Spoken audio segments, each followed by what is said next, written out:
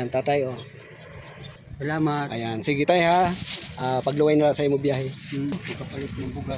Salamat na makapalit na siya bugas. Okay. Roy Music 2.0. Ayan si tatay na sa Kempo. May edad na pero hindi pa siya nagpapadyak. Pero na edad mo tay? Ayan, edad ni tatay nagpapadyak. 80 plus. Upay pa kayo kinakaya pa niya. Suwat sila hanap buhay. Pobre man daw. 80 si tatay, oh. Ayan, oh, hanap buhay niya papadyak. Yan imo pamilya tay. Sa Manila, kabataan. Ato ikaw lang na to dali nga sa asawa mo tay. Duwala ka mo sa iyo balay. Yan, pasensya na tay gini-interview ko lang ikaw kay kuan. Ini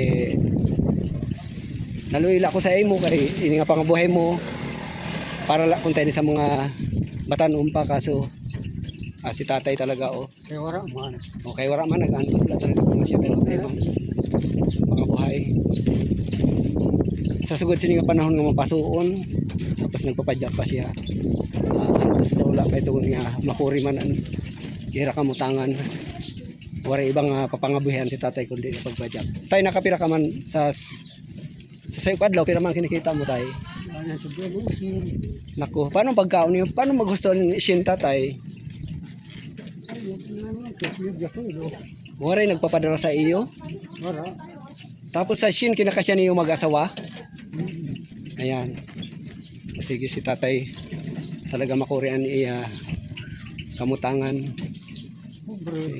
Pobre daw la. Talaga nagtatyaga siya sinihanap buhay kay waray man kuno siya pagkukuhaan. Iya mga anak sa Manila. Nakapadara man tayo mga anak mo. Ay, dahil ito na pabulan. Padara. As nanay trudo ka bulan ako magpadara. Kakuri daw mag-budget sa 100 ang kikitaon sa sekwan daw. Napalit lang ko siya bugas. Tamban. Tapos ang suda tamban. Ang bugas pira mga kakilo napapalit mo sa kadlaw. Tanay sayo. Wala. Paano na pagkaon tayo sa tulong nga pagkaon sa media? Doka na kami. Okay, sige. Di na natin interview si tatay kaya medyo hinahala na sa pagbadyak. Di ako nagpadulong. Di kang sagit. Baka di sa BIR.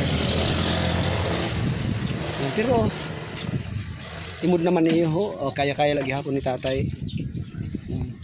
Dapat sa balay la siya kay sugod sini nga iya edad. Okay.